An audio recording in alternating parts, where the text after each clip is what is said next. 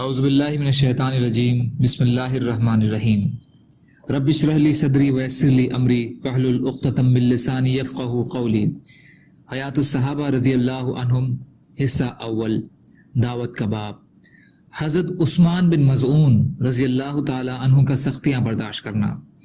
حضرت عثمان رضی اللہ عنہ فرماتے ہیں کہ جب حضرت عثمان بن مظعون رضی اللہ عنہ نے دیکھا کہ حضور صلی اللہ علیہ وسلم کے صحابہ تو تکلیفیں اٹھا رہے ہیں اور وہ خود ولید بن مغیرہ کی امان میں آرام سے رہ رہے ہیں، تو انہوں نے اپنے دل میں کہا کہ اللہ کی قسم میں ایک مشرک آدمی کی پناہ میں آرام سے رہا اور میرے ساتھی اور میرے دین والے وہ تکلیفیں اور دکھ اٹھاتے رہے جو میں نہیں اٹھا رہا ہوں، یہ تو میری بہت بڑی کمی ہے۔ پھر وہ ولید بن مغیرہ کے پاس گئے اور اس سے کہا، اے ابو عبد شمس، تم نے اپنی ذمہ داری پوری کر دکھائی، میں تمہاری پناہ تم کو واپس کرتا ہوں۔ اس نے کہا، اے میرے بھتیجے، کیوں؟ شاید میری قوم کے کسی آدمی نے تم کو کوئی تکلیف پہنچائی ہے۔ حضرت عثمان نے کہا، نہیں، لیکن میں اللہ کی پناہ پر راضی ہوں اور اس کے علاوہ کسی اور سے پناہ نہیں لینا چاہتا ہوں۔ ولید نے کہا، تم مسجد چلو اور وہاں سب کے سامنے میری پناہ اعلان کر کے واپس کرو، جیسے کہ میں نے تم کو سب کے سامنے اعلان کر کے اپنی پناہ میں لیا تھا۔ تب وہاں سے نکل کر دونوں مسجد حرام گئے۔ وہاں لوگوں سے ولید نے کہا، یہ عثمان ہے، میری پناہ مجھے واپس کرنے آئے ہیں۔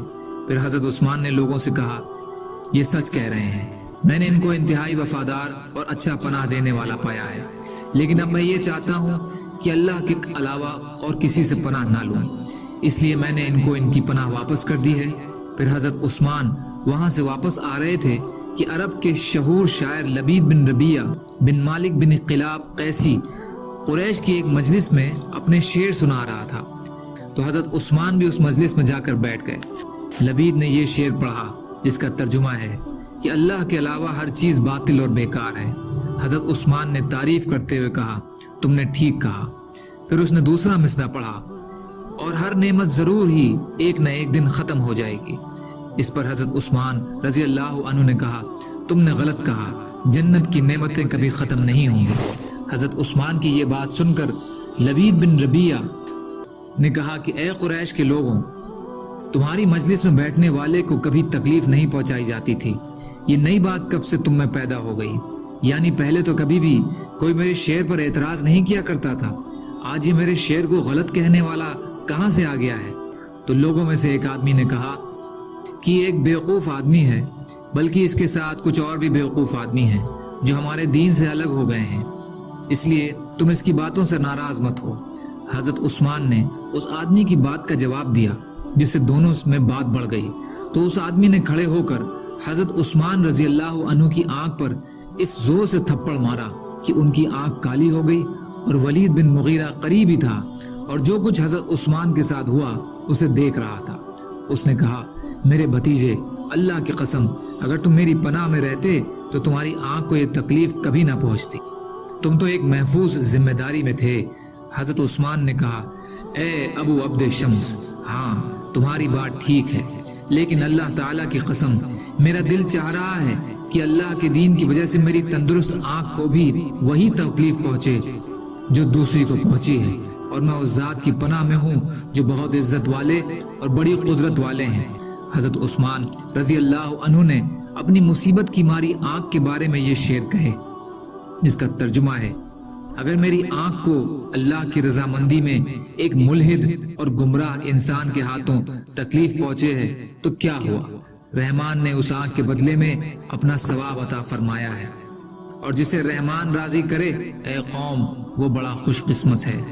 تم چاہے میرے بارے میں یہ کہتے ہو کہ میں بہکا ہوا، گمراہ کیا ہوا اور بیوقوف ہوں، لیکن محمد الرسول اللہ صلی اللہ علیہ وسلم کے دین پر ہوں، اس سے میں نے اللہ کی رضامندی کا ارادہ کیا ہے، اور ہمارا دین بالکل حق ہے، اور یہ بات میں صاف کہہ رہا ہوں، چاہے یہ بات اس آدمی کو کتنی بری لگے جو ہم پر ظلم اور زیادتی کرتا ہے۔ حضرت عثمان بن مظعون کی آنکھ کو جو تکلیف پہنچی، اس کے بارے میں حضرت علی بن ابی طالب رضی اللہ تعالی عنہ نے یہ شعر کہے، جو زمانہ امن والا نہیں تھا، کیا تم اس کو یاد کر کے رنجیدہ ہو رہے ہو اور غمگین آدمی کی طرح رو رہے ہو؟ کیا تم ان بیوقوف لوگوں کو یاد کر کے رو رہے ہو جو دین کی دعوت دینے والوں پر ظلم ڈھاتے تھے؟ یہ لوگ جب تک صحیح سالم رہے فحش کاموں سے نہیں رکے، اور ان لوگوں میں غداری کی عادت تو غیر محفوظ راستہ ہے۔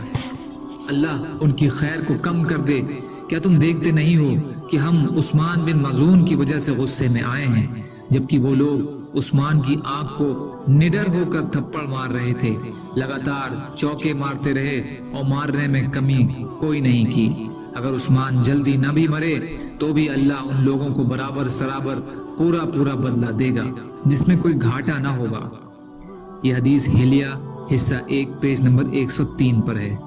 ابن اسحاق کی ایک روایت میں یہ بھی ہے کہ ولید نے حضرت عثمان رضی اللہ عنہ سے کہا، اے میرے بھتیجے، اپنی پچھلی پناہ میں واپس آ جاؤ۔ تو حضرت عثمان نے کہا، نہیں۔ بدایہ حصہ 3 پیج نمبر 93، حیثمی حصہ 6 پیج نمبر 34۔ سبحان اللہ و بحمدہ، سبحانک اللہم و بحمدک، اشہد ان لا الہ الا انت، استغفرک و اتوب الیک۔ سبحان ربک رب العزۃ عما یصفون، وسلام علی المرسلین، والحمد للہ رب العالمین، برحمتک یا ارحم الراحمین، لا الہ الا اللہ، محمد رسول اللہ۔